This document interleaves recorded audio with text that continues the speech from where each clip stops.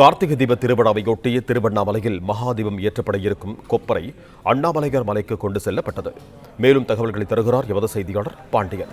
வணக்கம் பாண்டியன், உங்களிடம் இருக்கும் தகவல்களை பகிர்ந்து கொள்ளுங்கள். வணக்கம். திருவண்ணாமலை அண்ணாமலையார் கோவிலின் திருக்கார்த்திகை தீப திருவிழா கடந்த 4ஆம் தேதி கொடியேற்றத்துடன் தொடங்கி கோலாகலமாக நடைபெற்று வருகிறது.